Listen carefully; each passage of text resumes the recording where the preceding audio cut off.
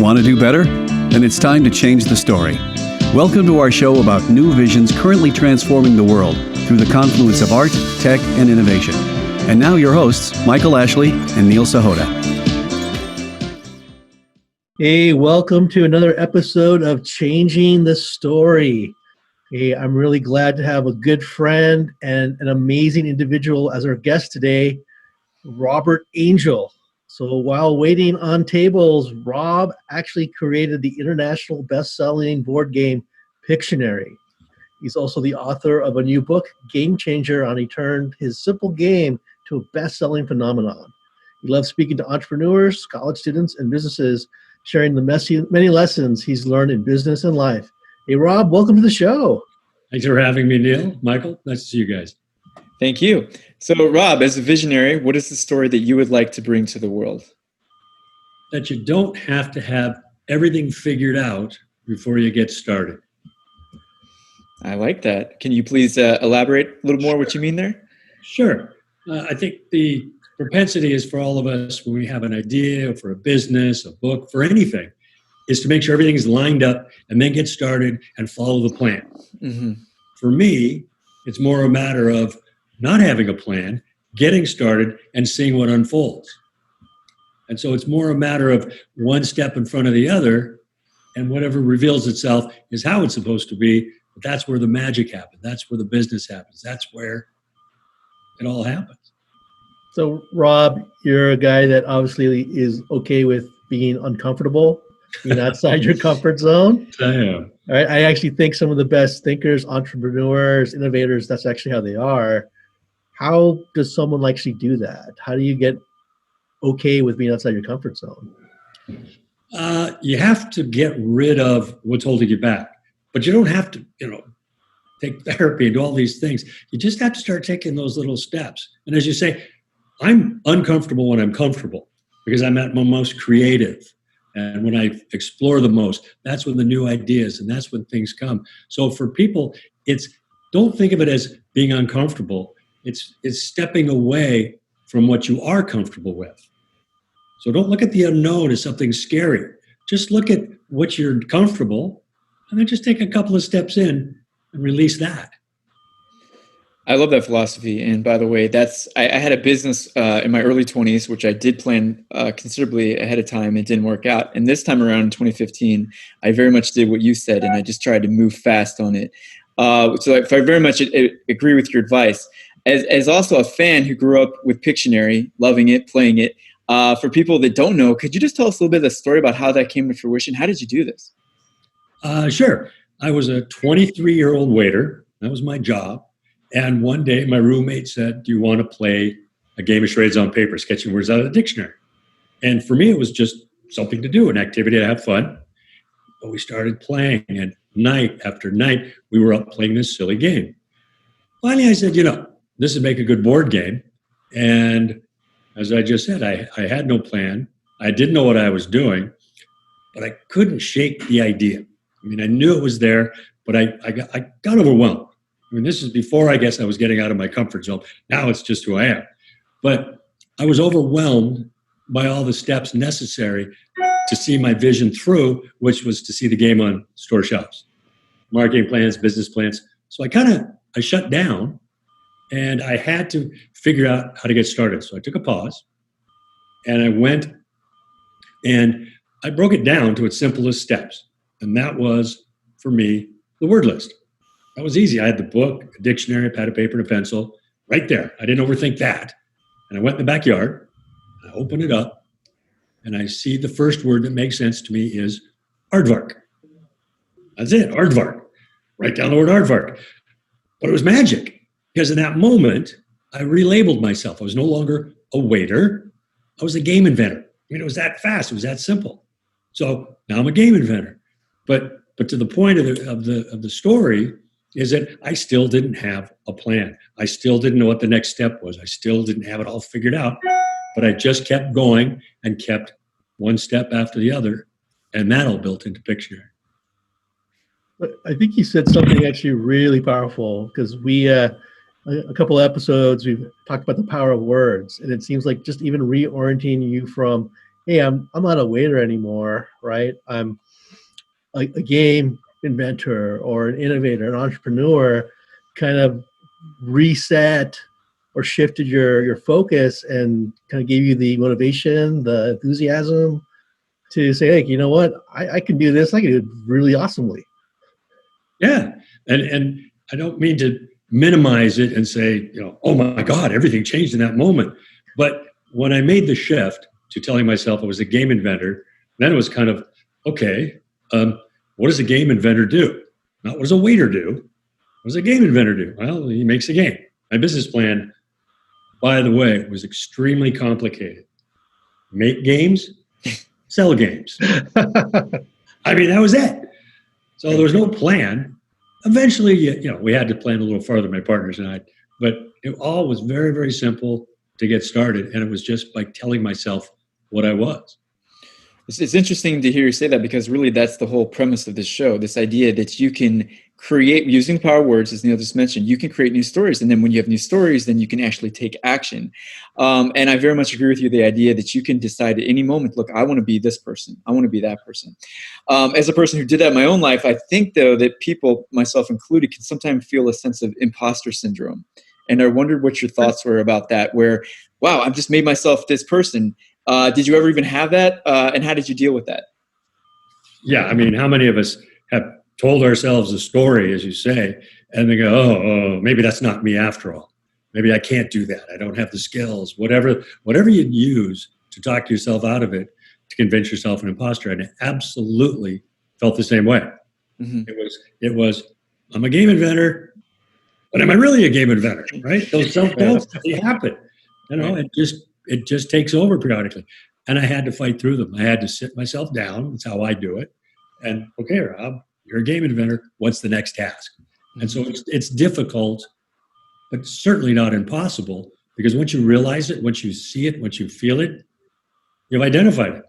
Right? It's not like, why am I uncomfortable? What's going on?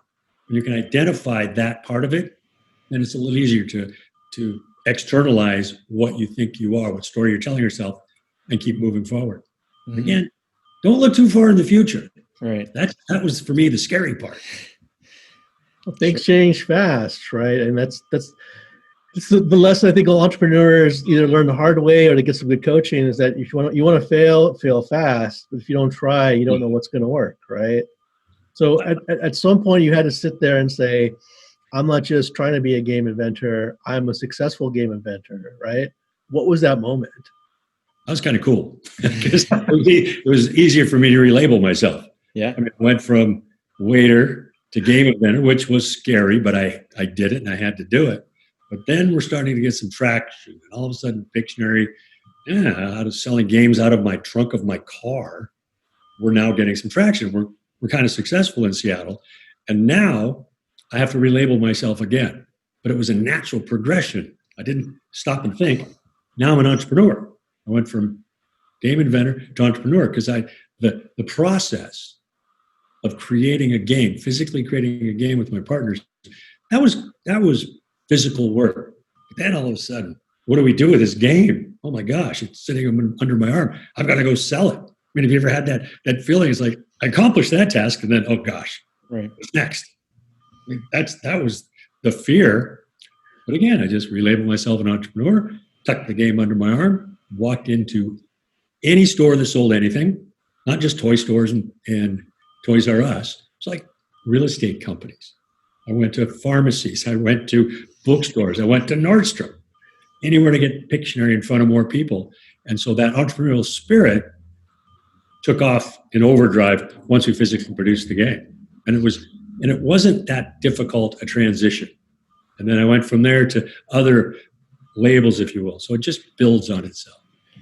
So I think that more and more people are getting used to the label entrepreneur. It's much more in our daily conversations. We know entrepreneurs, right? They're in our lives, but I don't think many people know someone who's created a board game or a game in general, or even something nearly as successful as Pictionary. So I wonder from you what it's like. Do people report back to you and tell you, "Hey, look, I played this at my son's birthday party"? What's the feedback that you've gotten over the years from Pictionary?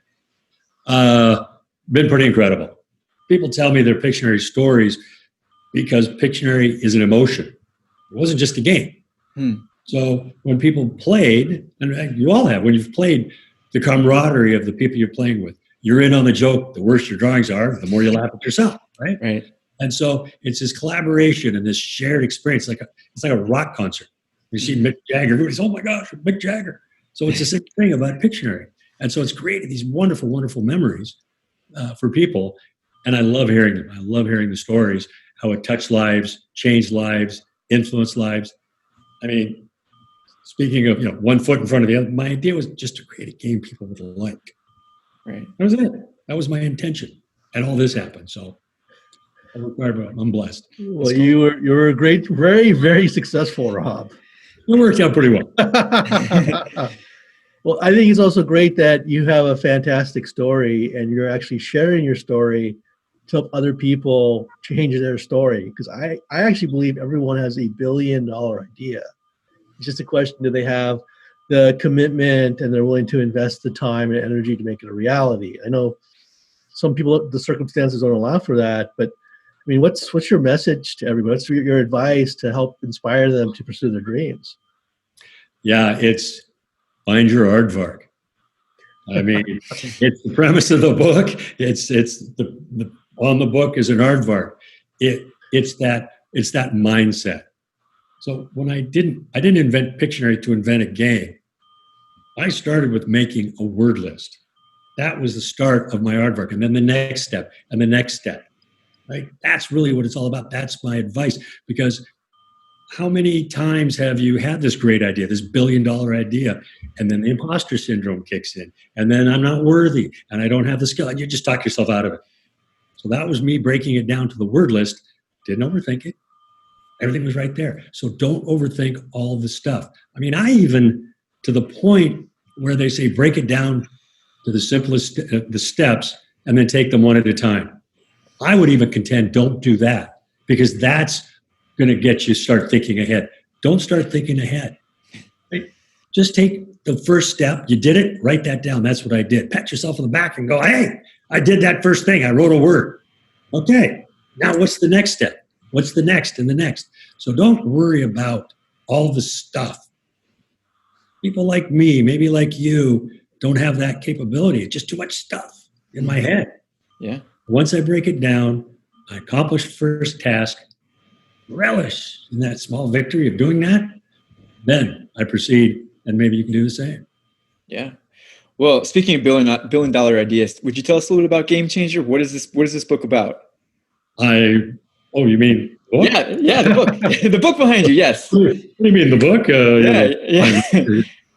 Yeah, I know. It's Game Changer. It's on Amazon. Rob Angel, Game Changer.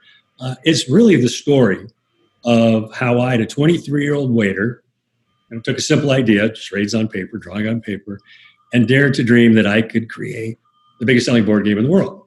And the book chronicles, the trials, the tribulations, the obstacles, both business and personal, that I overcame to make the dream a reality.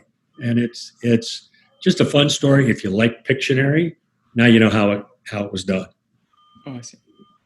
It's a book of hope. But yeah. Bottom line, I was a 23-year-old waiter. That was it. And I created this thing.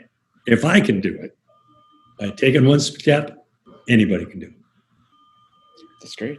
I gotta ask the question, Rob. So, waiter to game innovator to author, right? Yeah. What was the inspiration around being an author? What was like the mind shift that you had to get into to be a great author? It was a completely different mindset. Man, I had no idea what writing a book was all about. I just wanted to share my story. I'll write a few words and see where it goes. 6 years later, I put out a book that I'm very proud of. Yeah, it's a total mind shift from getting to that point.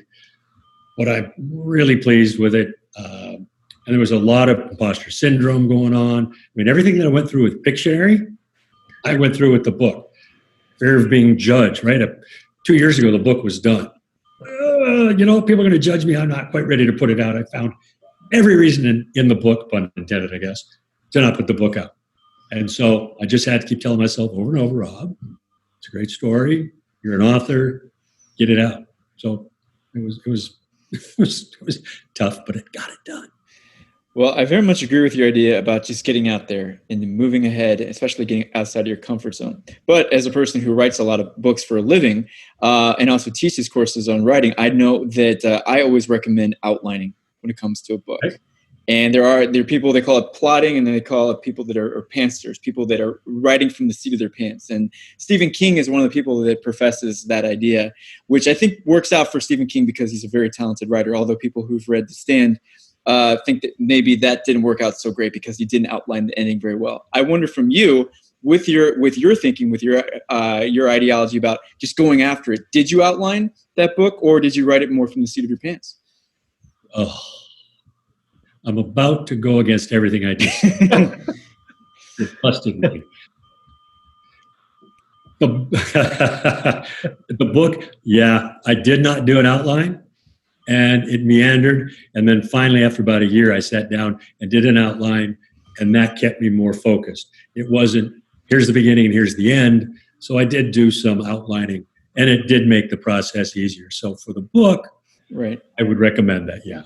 But at the same time, it seems like at some point you decided you're going to go for it. Okay. You were just, I'm going to be an author. I'm going to go for it. And nothing held you back. So at least you're following that in some ways, right? Yeah, absolutely. I mean, I brain dumped, if you will. I recorded the book, my entire story. And then I narrowed it down from there. What stories made sense to the book? What stories fit? And, you know, I had to get rid of a lot of the stories I thought were really cool, but they didn't fit the narrative, or they were entertaining to me, but not necessarily the reader. And so, yeah, so having the outline really helped me articulate which stories to put in and not. And I guess the same thing with Pictionary. This is the game I wanted. And so the pieces that fit that are what made it into the final product. Right. So you're really saying the outcomes are important. Start with the end in mind and think about what my audience or the game players would want to get. Yeah, I mean, I got started without a plan. However, I did visualize Pictionary on store shelves. That was my visual. That was my plan. That was my goal. It wasn't, I'll write a word and see what happens. So I knew the end. I didn't realize how big it would become. I didn't know the next steps. But yeah, I visualized what Pictionary was going to be, and then I visualized what the book was going to be, and that did help keep me in line, literally and figuratively. So in today's society, where young people, the risk of getting outside of their comfort zone, the risk of, let's say, starting a business, doing something that's off the beaten path, it seems like there are heightened risks these days for people that do things like that. What advice would you say to young people who are pushing back on this, that feel like, well, I want to create some idea like that, but I'm worried about paying my bills. I'm worried about my student loans. I'm worried about, if it all blows up in my face. What would you say to them to get them past that kind of limited thinking? Nothing is an either or. That's why I suggest going slow, because what you may be thinking is, I've got this $1 billion idea and all this stuff, but you don't have to do everything at once. Yeah, take care of your bills. I mean, there are responsibilities in life. You can't just chuck it all. Right. But it's okay to go down the wrong path. Right? If you get the wrong idea, that's okay. Turn around, go back, try something else. So getting out of your comfort zone is just taking those little steps without jettisoning your responsibilities. And the other advice is, don't overthink things. I mean, my goodness, I'm a master overthinker, which makes me a master procrastinator. Sure. Right? The more I think about things, the less I do. So my suggestion is, if an idea resonates with you and you're passionate about it, and you go, yeah, I'm going to give this a shot, take a first step, give it a shot, don't overthink it, get started. You don't have to have it all figured out, and you certainly don't have to have an end game, but unintended. But getting out of your comfort zone doesn't mean throwing away everything you know, and it doesn't mean risking everything. Mm-hmm. Risking maybe a day or two of your life, and then go from there. Mm-hmm. I feel like this is a Yoda moment, right? Do or do not, there is no try. Right? Either you're committed to doing it and try and make it happen, or you're not. Well, Neil, I live this stuff. I mean, this isn't just, for me, theoretical. I mean, everything I'm talking about, I lived and still live. Like the book. This is a whole new thing for me. I didn't think I'd be on Zoom calls with my buddies or anybody talking about a book. So I'm out of my comfort zone, to be honest with you. Sure. But I'm doing it. Right. And by the way, I wish you'd done it in the Yoda's voice for maybe next time. So again, going back to, this is a very different life than a lot of people are leading, being a game designer. What is a day in the life of a game designer? What is that like for you? For people that don't know anything about this world that you're living in. Well, I sold the game to Mattel 2001. So a day in the life of Rob is I do what I want. Right? I'm fortunate enough to do what I want, but that doesn't mean I have a lot of money to do what I want. I just take where I choose to spend my time, energy, and money. And right now it's on the book. It's in nonprofit work. It is, mentoring. So it's all these cool things that nourish me that I get to do. And so that's where I choose to spend my time. And, as far as a game designer goes, my goodness, Kickstarter, are you kidding me? You can point and click and get money and create a game. If you've got an idea, figure out what your motivation is. Is it to create a game that people will play? Is it your motivation to make money? Is it to create a job for yourself? There's no wrong answer. There's never a wrong answer. But once you figure that out, man, the sky's the limit in getting a product produced and putting it out and see how the public will respond. I'm jealous. I put the first 1,000 games together by hand. Literally the first 1,000 games out of 38 million games we sold before we sold it. I put them physically every game by hand. So my love was in every one of these games. I was invested in every one of those games. Yeah. So I have, it's an emotional attachment. It's not just a product. Sure. It was my life. Well, Rob, I think you have a super inspiring story. I think the mindset, really great point. Go out, do things, take action. But I think there's a third thing. I think it's about you. Maybe you don't see it, but I think it's really important, which is attitude. You're like one of the most optimistic people I ever met, right? Rob is always randomly texting me, "Okay, have you seen any interesting clouds lately?" I'll let you talk about what that means. But I think it's so powerful, the optimistic attitude. Yeah, well, half full, half empty, whatever you want to say. But I just see the joy and the fun and the adventure in anything, whether it's a cloud, a new television show, writing a couple of words, whatever, meeting a new human like you. To me, that's the fun of life. It's the not knowing. For me, that's the joy and the beauty. And the more I do that, the more full my life becomes, and the more enjoyment and the more creative I am. So this is always good fun. Well, I think, by the way, I love that you're even bringing up clouds. That's super cool. So what is, now knowing your personality, now knowing a little bit about you, what is the plan for the next creative endeavor that you want to do? What excites you for the future? The truth is, I don't know. Honestly, I am living right now my new aardvark. And it's not a joke, not a cliche. This book has taken up 6 years of my life. I've got another X time. There's certain things you've got to do to sell. But I'm excited for the next opportunity, the next aardvark, the next thing. And so I'm back out in the world, whatever that looks like now, and discovering and enjoying and seeing what's out there. And I know something will resonate, and I know I'll find something, but I'm not going to push it. Mm-hmm. I'm not going to make it happen. And so I'm excited for the unknown, because I thrive on that. And let's be honest, everything's unknown. That's true. Everything, not just the environment we're in. Clearly, a lot of people are dealing with that, but every day is unknown. So embrace that. Know it's going to happen. When Pictionary started happening, mindset. I had no daily routine, but my mindset was, one, I don't know everything. So I had to learn on the job. And two, I'm going to learn as I go, because there's going to be the unknown, and I'm going to embrace it when it comes. I'm going to learn from it, and I'm going to move on.